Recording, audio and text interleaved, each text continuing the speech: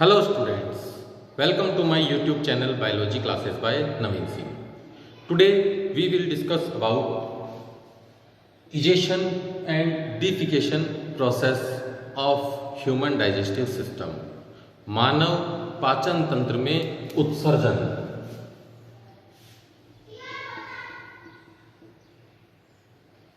मलोत्सर्ग की प्रक्रिया। आज के इस वीडियो में हम मलोत्सर्ग की प्रक्रिया यानी डाइजेशन के पश्चात हमारी एलिमेंट्री कैनाल आहार नाल में बनने वाले या बचे हुए अपचित अनडाइजेस्टेड फूड को किस प्रकार अनडाइजेस्टेड फूड मटेरियल को हम किस प्रकार बॉडी से बाहर रिलीज करते हैं। साथ ही साथ इस वीडियो में हम लास्ट में बात करेंगे डिसऑर्डर्स ऑफ माल न्यूट्रिशन यानी कुपोषण से होने वाले विभिन्न रोगों के विषय में हम जानकारियां प्राप्त करेंगे। तो आज का वीडियो स्टार्ट करते हैं इजेशन और डिफिकेशन प्रोसेस से। इजेशन और डिफिकेशन प्रोसेस एक ऐसी प्रोसेस है, मलोत्सर्ग प्रक्रिया एक ऐसी प्रक्रिया है जिसमें अनडाइजेस्टेड फूड मटेरियल को हमारी एलिमेंट्री कैनाल के थ्रू बॉडी से बाहर एनल अपर्चर की हेल्प से रिलीज किया जाता है। तो इजेशन और डिफिकेशन क्या है?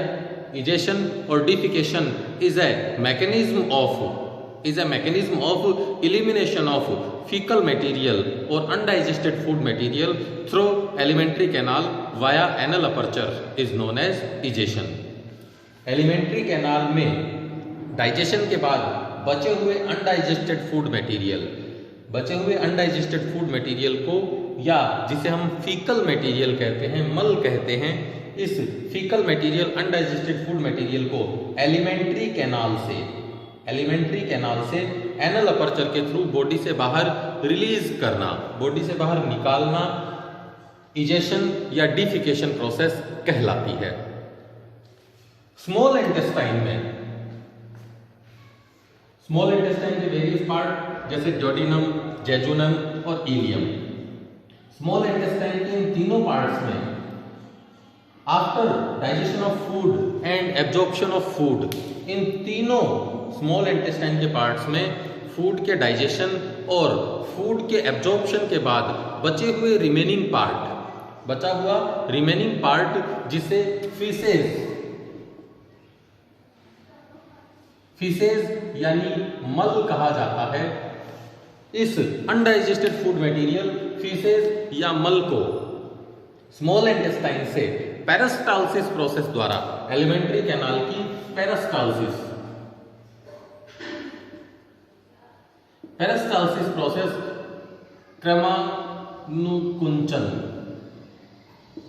क्रमानुकुंचन प्रक्रिया। पेरिस्टाल्सिस प्रोसेस हमने ईसोफेगस वाले टॉपिक में स्टडी की थी। ईसोफेगस किस तरह से फूड को स्टमक में ट्रांसफर करती है, इस पेरिस्टाल्सिस मैकेनिज्म क्रमानुकुंचन की प्रक्रिया को हमने ईसोफेगस वाले टॉपिक में स्टडी किया था। सेम वही प्रोसेस स्मॉल इंटेस्टाइन में भी कंडक्ट होती है। स्मॉल इंटेस्टाइन की muscularis layer longitudinal muscles and circular muscles में कंटिन्यूअस सीरीज वाइज कॉन्ट्रैक्शन और रिलैक्शन होने से, संकुचन और शिथिलन होने से अनडाइजेस्टेड फूड मटेरियल या जिसे हम फीसेज कहते हैं, इस फीकल मटेरियल को पुश किया जाता है, धकेला जाता है पेरिस्टाल्सिस प्रोसेस से। ये फीकल मटेरियल जो स्मॉल इंटेस्टाइन में प्रेजेंट होता है, ये फीकल मटेरियल पेरिस्टाल्सिस प्रोसेस से पुश्ड अप होता है लार्ज इंटेस्टाइन की ओर। लार्ज इंटेस्टाइन में सीकम पार्ट और कोलन पार्ट में इस फीकल मटेरियल को पुश किया जाता है, धक्का दिया जाता है।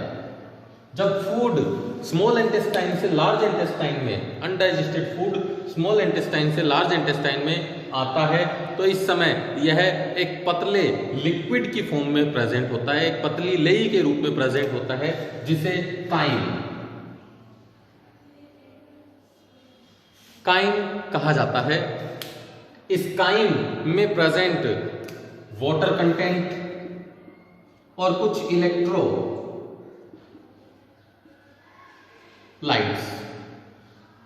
इलेक्ट्रोलाइट्स यानी लवणों और जल का पुनः अवशोषण रीअब्जॉर्प्शन किया जाता है।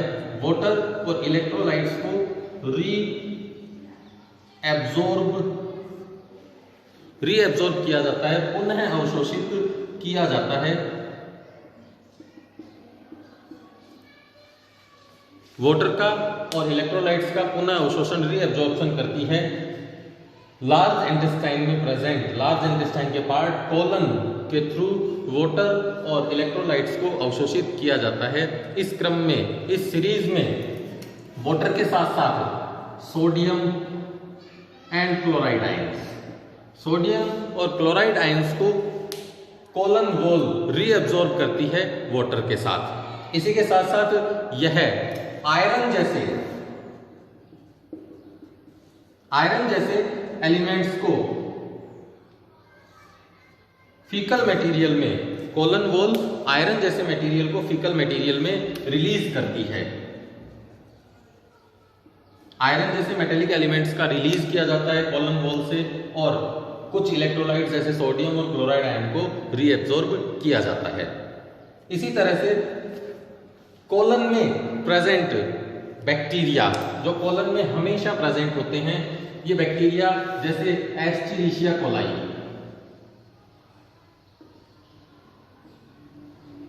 एस्चेरिशिया कोलाई जिसे शॉर्ट में ई कोलाई कहा जाता है, कोलन में प्रेजेंट एस्चेरिशिया कोलाई इसी फीकल मटेरियल में प्रेजेंट कुछ अनडाइजेस्टेड फूड मटेरियल को डाइजेस्ट कर देते हैं, जैसे एस्चेरिशिया कोलाई सेलुलोज कंटेंट का डाइजेशन करते हैं। अगर फूड में कोई सेलुलोसिक कंटेंट है तो इस सेलुलोसिक कंटेंट का डाइजेशन कोलन पार्ट में प्रेजेंट बैक्टीरिया एस्चेरिशिया कोलाई के थ्रू होता है। इसके अलावा एस्चेरिशिया कोलाई फीकल मटेरियल में present vitamin B12, vitamin K, vitamin B1 और विटामिन B2, इन 3 तरह के विटामिन्स का रीअब्जॉर्प्शन करती है कोलन वॉल एस्चेरिशिया कोलाई की हेल्प से। फीकल मटेरियल में प्रेजेंट इन 3 तरह के 3 काइंड्स ऑफ विटामिन्स को एब्जॉर्ब फॉर्म में कन्वर्ट करता है एस्चेरिशिया कोलाई, और कोलन वॉल इन विटामिन्स को रीअब्जॉर्ब कर लेती है। वाटर, इलेक्ट्रोलाइट्स और कुछ एसेंशियल विटामिन्स के रीअब्जॉर्प्शन के बाद कोलन में आने वाला ये liquefied form chyme, undigested food का लिक्विफाइड फॉर्म काइन एक सेमी सॉलिड फॉर्म में कन्वर्ट हो जाता है। इसी semi solid form of undigested food material को फीसेस कहा जाता है, मल कहा जाता है। ये मल और ज़्यादा वाटर के रीअब्जॉर्प्शन के कारण और ज़्यादा गाढ़ा हो जाता है, कॉन्सेंट्रेट हो जाता है। कॉन्सेंट्रेशन बढ़ने के कारण ये अपनी सेमी सॉलिड फॉर्म में आता है। कोलन से फीकल मटेरियल जब सेमी सॉलिड फॉर्म में कोलन के डिस्टल पार्ट सिग्मोइड कॉलम तक आता है, सिग्मोइड कॉलम तक जब ये faecal material, semi solid faecal material sigmoid colon part तक आता है, तो उस समय सिग्मोइड कॉलन पार्ट में प्रेजेंट कोलन वॉल के ऊपर फीकल मटेरियल एक प्रेशर क्रिएट करता है, और इसी प्रेशर के कारण फीकल या defecation reflex action, defecation reflex action वाली प्रोसेस कंडक्ट होती है। ये डिफिकेशन रिफ्लेक्स एक्शन वाली प्रोसेस ठीक उसी तरह से है जिस तरह से हम बक्कल कैविटी में जैसे ही कोई फूड कंटेंट डालते हैं, हमारी मुख गुहा में जब हम फूड कंटेंट को इनपुट करते हैं, तो उस समय फूड कंटेंट के बक्कल कैविटी वॉल के टच में आने पर बक्कल कैविटी में अपने आप सलाइवा सिक्रीशन हो जाता है। तो ये सलाइवा सिक्रीशन किसके कारण हुआ? फूड कंटेंट के बक्कल कैविटी वॉल में टच होने के कारण, एक रिफ्लेक्स एक्शन के कारण होता है। फूड कंटेंट जैसे ही बक्कल कैविटी पे टच होता है, इस वजह से एक रिफ्लेक्स एक्शन या एक स्टिमुलस मिलता है हमारी बक्कल कैविटी को, एक उत्तेजना मिलती है, और इसी उत्तेजना, इसी स्टिमुलस के कारण बक्कल कैविटी में सलाइवा सिक्रीशन होता है। सेम इसी तरह से जब फीकल मटेरियल कोलन पार्ट से सिग्मोइड कोलन पार्ट में आता है। सिग्मोइड कोलन पार्ट की वॉल पर फीकल मटेरियल के प्रेशर के कारण एक स्टिमुलस डेवलप होता है, एक उत्तेजन डेवलप होता है। इसी उत्तेजन को डीइफिकेशन रिफ्लेक्स एक्शन कहा जाता है और इसी डीइफिकेशन रिफ्लेक्स एक्शन के कारण रेक्टम वॉल रिलैक्स होना स्टार्ट हो जाती है। रेक्टम वॉल में रिलैक्सेशन होता है, मस्कुलर लेयर, रेक्टम वॉल की मस्कुलर लेयर रिलैक्स हो जाती है, जिसकी वजह से सिग्मोइड कॉलम से अनडाइजेस्टेड फूड या फीकल मटेरियल रेक्टम में आता है। रेक्टम में आने पर जब फीकल मटेरियल रेक्टम में आता है तो रेक्टम के टर्मिनल पार्ट पे प्रेजेंट एनल अपर्चर, इस टर्मिनल पार्ट पे प्रेजेंट एनल अपर्चर में पाई जाने वाली दो स्फिंक्टर्स, जिन्हें हम इंटरनल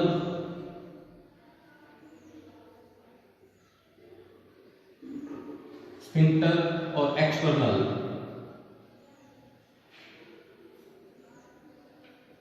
स्फिंक्टर कहते हैं। इन इंटरनल और एक्सटर्नल स्फिंक्टर में एनस में मिलने वाले इंटरनल स्फिंक्टर में इनवॉलेंटरी कॉन्ट्रैक्शन, इनवॉलेंटरी रिलैक्शन, इनवॉलेंटरी रिलैक्शन होता है, यानी अनैच्छिक शिथिलन, अनैच्छिक शिथिलन होता है। इसी तरह से एक्सटर्नल स्फिंक्टर में वॉलेंटरी रिलैक्शन, इंटरनल स्फिंक्टर में इनवॉलेंटरी रिलैक्शन होता है और आउटर स्फिंक्टर में, एक्सटर्नल स्फिंक्टर में वॉलेंटरी रिलैक्शन होता है, ऐच्छिक शिथिलन। एनल अपर्चर की वॉल में प्रेजेंट इन दोनों स्फिंक्टर्स में इनवॉलेंटरी और वॉलेंटरी रिलैक्शन होने से ये दोनों स्फिंक्टर रिलैक्स हो जाते हैं, यानी धीरे धीरे ये शिथिल होना स्टार्ट हो जाते हैं, रिलैक्स होना स्टार्ट हो जाते हैं, जिससे एनल अपर्चर ओपन होता है, खुल जाता है। एनल अपर्चर के ओपन होने से, खुलने से फीकल मटेरियल छोटी छोटी पेलेट्स की फॉर्म में, छोटे छोटे गोलियों की फॉर्म में बॉडी से बाहर रिलीज कर दिया जाता है। तो इस तरह से डीफिकेशन या इजेशन की प्रोसेस हमारी एलिमेंट्री कैनाल में कंडक्ट होती है, जिसमें रेक्टम वॉल में रिलैक्शन और एनल स्फिंक्टर्स में वॉलेंटरी एंड इनवॉलेंटरी रिलैक्शन होने से फीकल मटेरियल को बॉडी से बाहर रिलीज किया जाता है। तो ये कंप्लीट प्रोसेस थी डीफिकेशन या इजेशन की।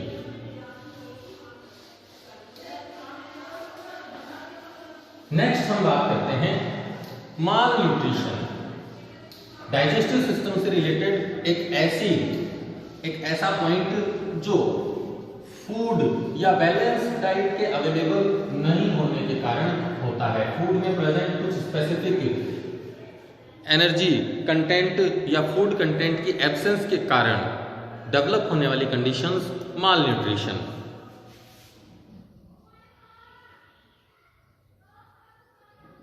माल न्यूट्रिशन यानी कुपोषण। माल न्यूट्रिशन या कुपोषण ये एक digestive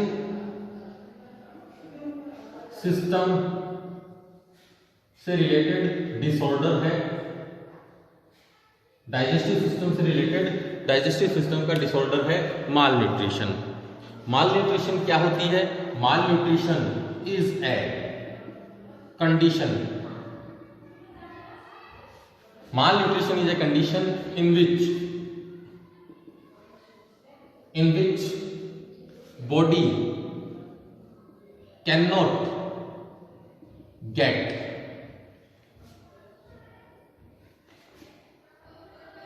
enough nutrients or cannot take some specific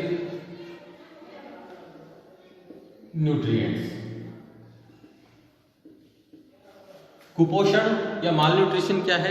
यह शरीर की एक ऐसी अवस्था है, एक ऐसी कंडीशन है जिसमें हमारी बॉडी पर्याप्त मात्रा में पोषक तत्व प्राप्त नहीं कर पाता है या भोजन में कुछ पोषक तत्वों की कमी होती है।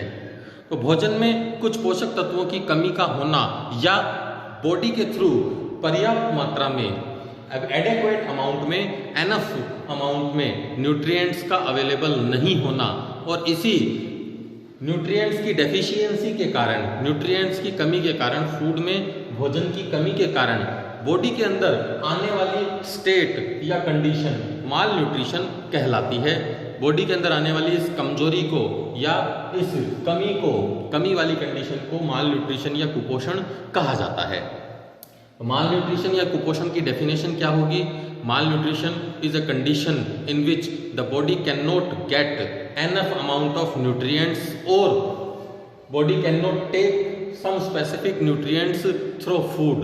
Such state of body is known as malnutrition.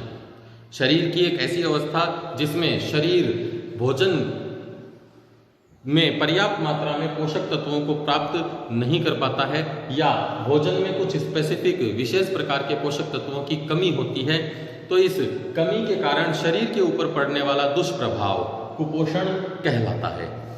कुपोषण ह्यूमन बीइंग में माल न्यूट्रिशन या कुपोषण अलग अलग प्रकार का होता है। Types of mall nutrition, mall nutrition के अलग अलग टाइप हैं, जैसे under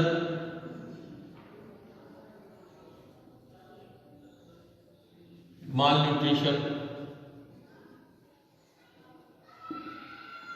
over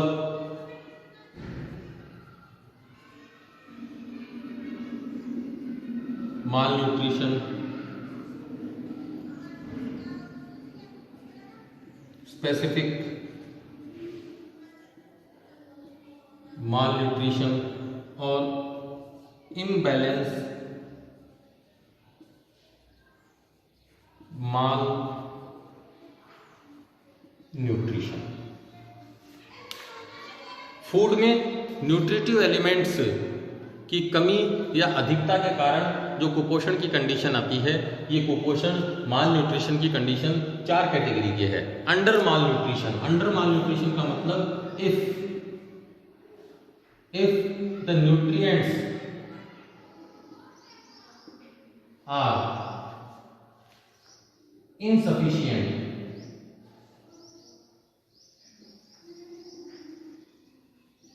nutrients are insufficient in diet और फूड। अगर फूड भोजन या डाइट में न्यूट्रिएंट्स की कमी होती है या प्रॉपर अमाउंट में, प्रॉपर रेशियो में न्यूट्रिएंट्स प्रेजेंट नहीं होते हैं, तो उस कंडीशन में डेवलप होने वाला माल न्यूट्रिशन अंडर माल न्यूट्रिशन कहलाता है। Under malnutrition is a state of mall nutrition in which the person cannot get sufficient amount of nutrients in their food. Under mall nutrition ऐसी अवस्था है माल न्यूट्रिशन की जिसमें व्यक्ति प्रॉपर अमाउंट में एक निश्चित मात्रा में पोषक तत्वों को भोजन के द्वारा प्राप्त नहीं कर पाता है। इसी तरह से over malnutrition, that means excess of nutrients in food. The state of malnutrition in which person get excess of nutrients or nutrition in their food, then such condition is known as over malnutrition. Over malnutrition या अति पोषण से क्या तात्पर्य है? एक ऐसी अवस्था शरीर की जिसमें व्यक्ति भोजन के द्वारा, भोजन के माध्यम से अधिक मात्रा में, आवश्यकता से अधिक मात्रा में पोषक तत्वों को प्राप्त करता है। इस अवस्था को ओवर माल न्यूट्रिशन कहा जाता है। ओवर माल न्यूट्रिशन का एक एग्जाम्पल है ओबेसिटी। ओबेसिटी यानी मोटापे की अवस्था ओवर माल न्यूट्रिशन के कारण डेवलप होती है। ओवर माल न्यूट्रिशन के कारण मोटापे से आगे अनेक डिसऑर्डर्स डेवलप हो जाते हैं, जैसे हार्ट रिलेटेड डिजीजेज ETC। इसी तरह से सब स्पेसिफिक माल न्यूट्रिशन कुपोषण की एक ऐसी अवस्था है जिसमें body can not take some specific nutrients through food.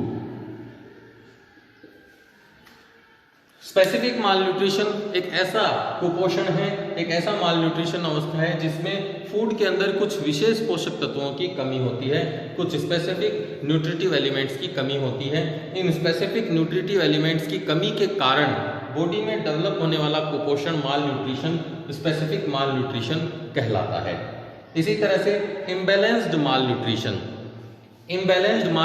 का मतलब अगर फूड में कुछ न्यूट्रिटिव एलिमेंट्स बहुत ज़्यादा अमाउंट में हो और कुछ फूड न्यूट्रिएंट्स बहुत कम अमाउंट में हो, that means irrational food nutrients की कंडीशन हो, अनुपातिक पोषक तत्वों की उपस्थिति अगर फूड में हो, अनुपातिक यानी सभी पोषक तत्व एक निश्चित अनुपात में, एक डेफिनेट अमाउंट में अगर प्रेजेंट नहीं है, डेफिनेट रेशियो में अगर न्यूट्रिटिव एलिमेंट्स प्रेजेंट नहीं होते हैं, तो इस अवस्था को इम्बैलेंस्ड माल न्यूट्रिशन कहा जाता है। माल न्यूट्रिशन 4 टाइप का है। Under malnutrition that means food में न्यूट्रिटिव एलिमेंट्स की बहुत ज़्यादा कमी का होना।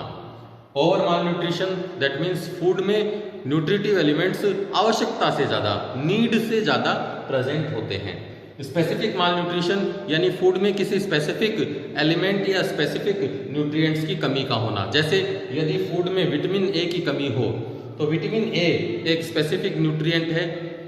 इस एक न्यूट्रिएंट की कमी के कारण, विटामिन ए की कमी के कारण बॉडी में अदर डिसऑर्डर्स डेवलप हो जाते हैं। जैसे विटामिन ए की कमी के कारण हमारे शरीर में रतौंधी, नाइट ब्लाइंडनेस वाली कंडीशन डेवलप हो जाती है।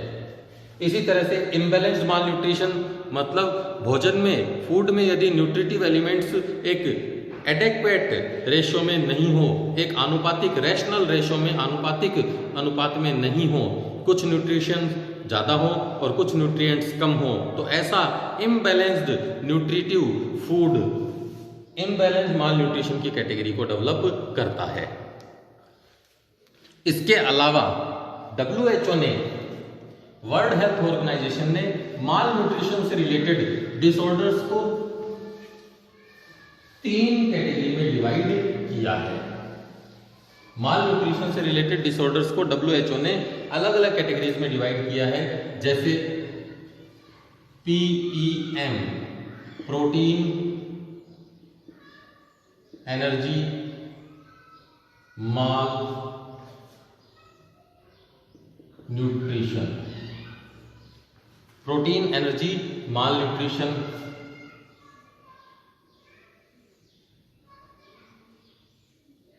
इलेक्ट्रोलाइट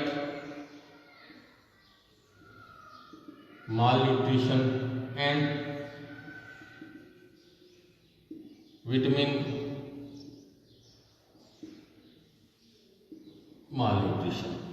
WHO के अकॉर्डिंग कुपोषण 3 कैटेगरी का होता है। प्रोटीन एनर्जी माल न्यूट्रिशन यानी ये कुपोषण की एक ऐसी अवस्था है जिसमें भोजन में उपस्थित न्यूट्रिटिव एलिमेंट्स जो हमें एनर्जी प्रोवाइड करवाते हैं, जैसे प्रोटीन, फैट और कार्बोहाइड्रेट, ये 3 ऐसे चीफ न्यूट्रिटिव कंपोनेंट्स हैं फूड के जो बॉडी को एनर्जी प्रोवाइड करवाते हैं। यदि एनर्जी प्रोवाइड करवाने वाले न्यूट्रिटिव एलिमेंट्स प्रोटीन, फैट और कार्बोहाइड्रेट में से कोई भी एक कंटेंट अगर फूड में प्रॉपर अमाउंट में नहीं है, एक निश्चित अनुपात में नहीं है, तो इस एनर्जी प्रोड्यूसिंग एलिमेंट की कमी के कारण, एनर्जी प्रोड्यूसिंग सब्सटेंस की कमी के कारण डेवलप होने वाला माल न्यूट्रिशन प्रोटीन एनर्जी माल न्यूट्रिशन कहलाता है।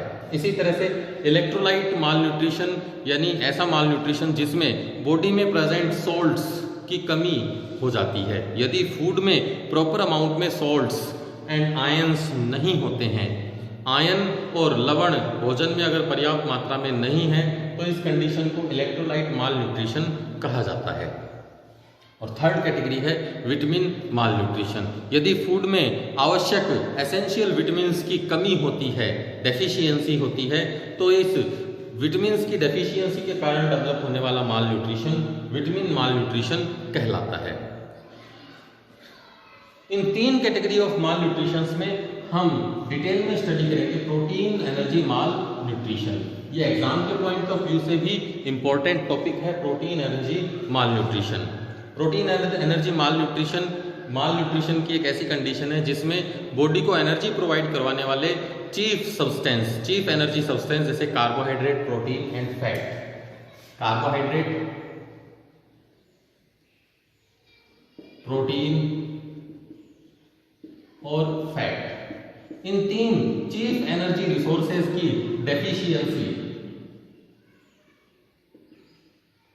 डेफिशिएंसी के कारण डेवलप होने वाला माल न्यूट्रिशन प्रोटीन एनर्जी माल न्यूट्रिशन कहलाता है। The protein energy mall nutrition is a state of malnutrition in which the food or the body cannot get proper or adequate amount of carbohydrate, protein and fat. Such state of malnutrition is known as protein energy malnutrition. Protein ऊर्जा कुपोषण की एक ऐसी अवस्था है जिसमें हमारा शरीर भोजन के माध्यम से आवश्यक ऊर्जा स्रोतों को पर्याप्त मात्रा में प्राप्त नहीं कर पाता है। आवश्यक ऊर्जा स्रोत जैसे कार्बोहाइड्रेट, प्रोटीन और फैट की प्रॉपर अमाउंट भोजन के साथ बॉडी को प्राप्त नहीं होती, जिससे प्रोटीन एनर्जी माल न्यूट्रिशन वाली कंडीशन आती है। इस प्रोटीन एनर्जी माल न्यूट्रिशन के कारण शरीर में दो तरह की स्पेसिफिक डिजीजेज होती हैं, जिसे क्वाशी और कोर और मेरास्मस डिजीज कहा जाता है। प्रोटीन एनर्जी माल न्यूट्रिशन के कारण, यानी इन तीन चीफ एनर्जी रिसोर्सेज की कमी अगर फूड में होती है, इन तीनों में से किसी एक एनर्जी रिसोर्स की कमी होती है फूड में, तो इसकी कमी के कारण बॉडी में दो तरह की डिजीजेज आती है, kwashiorkor and marasmus disease. ये दोनों डिजीजेज पीईएम डिजीज हैं। Kwashiorkor disease generally 6 months to 3 years के बच्चों में होती है। ऐसे बच्चे जो 6 से 3 साल की एज के होते हैं, इन 6 से 3 साल की एज वाले बच्चों में यदि फूड में प्रॉपर अमाउंट में प्रोटीन नहीं होता है, डेफिशिएंसी ऑफ प्रोटीन होती है, if the childs of in between 6 to 3 year old, if the food cannot provide proper amount of energy to children of this age group, then the children are suffer from kwashiorkor disease. kwashiorkor disease में 6 से 3 साल तक के बच्चों को यदि food में proper way में प्रोटीन डेफिशिएंसी हो, फूड अगर प्रॉपर वे में प्रोटीन डेफिशिएंसी शो करता है, तो इस कंडीशन में बच्चों में 3 साल तक के बच्चों में ये डिजीज होती है। इस डिजीज में बच्चे मेंटली रिटार्डेड होते हैं, यानी मानसिक रूप से मंद होते हैं। बच्चों की स्किन ब्लैक यानी डार्क हो जाती है और रिंकल्ड, स्किन डार्क और रिंकल्ड हो जाती है, झुर्रीदार हो जाती है। बेली शो स्वेलिंग और इडिमा। बेली यानी उदर, पेट, उदर या एब्डोमिन फूल जाता है, स्वेलअप हो जाता है, जिससे सूजन या इडीमा जैसी कंडीशन आती है। इडीमा का मतलब होता है स्किन के नीचे फ्लूइड का एक्यूमुलेट होना, तरल पदार्थों का स्किन के नीचे तरल पदार्थों के जमा होने से स्किन में स्वेलिंग जैसी कंडीशन आती है। इसी कंडीशन को इडीमा कहा जाता है। क्वाशी-ओरकोर डिजीज से रिलेटेड बच्चों में जो स्पेसिफिक कैरेक्टर डेवलप होंगे उनमें से एक होगा मेंटली रिटार्डेड कैरेक्टर, दूसरा स्किन डार्क कलर की और रिंकल्ड हो जाती है, बेली यानी पेट उधर फूला हुआ होता है, इडीमा शो करता है, और साथ ही साथ हेयर टर्न इनटू रेड और ब्राउन कलर, बाल काले होने की बजाय लाल भूरे कलर के दिखाई देते हैं। ये सभी कैरेक्टर अगर 3 से 6 महीने से 3 साल के बच्चों में अगर ये कंडीशन, ये कैरेक्टर्स डेवलप होते हैं तो ये कैरेक्टर्स फूड में प्रोटीन की कमी के कारण होते हैं। यदि बच्चों को फूड में प्रोटीन डेली डाइट में प्रोटीन 1 ग्राम पर किलोग्राम वेट पर, शरीर के 1 ग्राम पर किलोग्राम वेट के लिए 1 ग्राम पर किलोग्राम वेट के लिए अगर प्रोटीन अवेलेबल नहीं होती है, 1 किलोग्राम वजन को बढ़ाने के लिए अगर 1 ग्राम प्रोटीन फूड में अगर नहीं हो तो उस कंडीशन में ये डिजीज होती है। इसी तरह से मेरास्मस डिजीज, ये डिजीज प्रीवलेंट है, प्रीवलेंट इन 1 ईयर ओल्ड चाइल्ड। 1 साल के बच्चों में मेरास्मस डिजीज ज़्यादा होती है। यह डिजीज भी प्रोटीन की डेफिशिएंसी के कारण होती है। It is caused by deficiency of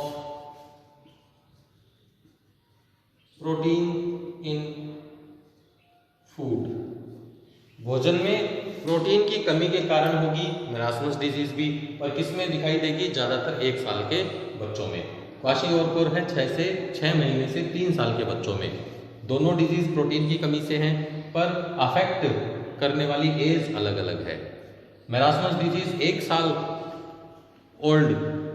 साल के बच्चों में होता है। इस डिजीज से अफेक्टेड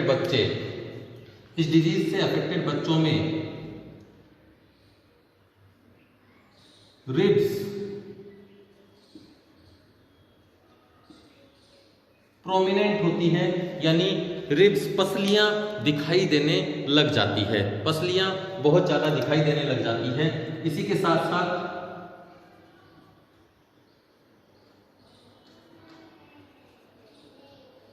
सबक्यूटेनियस फैट की एब्सेंस होती है। सबक्यूटेनियस फैट एब्सेंट होती है। सबक्यूटेनियस फैट का मतलब है स्किन के नीचे प्रेजेंट फैट लेयर धीरे धीरे गायब होने लग जाती है। गायब होने का मतलब फूड में प्रोटीन की कमी होने के कारण हमारी बॉडी की सेल्स या बच्चे की बॉडी की सेल्स को प्रॉपर वे में प्रोटीन प्रोवाइड करवाने के लिए स्किन के नीचे प्रेजेंट फैट को डाइजेस्ट कर दिया जाता है एनर्जी प्रोवाइड करने के लिए, क्योंकि एनर्जी का चीफ सोर्स प्रोटीन फूड में नहीं है।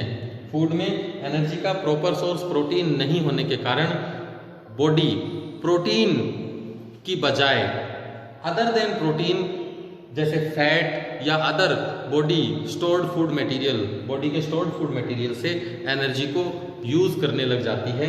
बॉडी की सबक्यूटेनियस फैट स्किन के नीचे प्रेजेंट फैट को एनर्जी रिक्वायरमेंट के लिए बर्न करने लग जाती है, जिससे स्किन के नीचे फैट का डिपोजिशन धीरे धीरे कम होने लगता है, जिससे बच्चा दुबला पतला दिखाई देता है।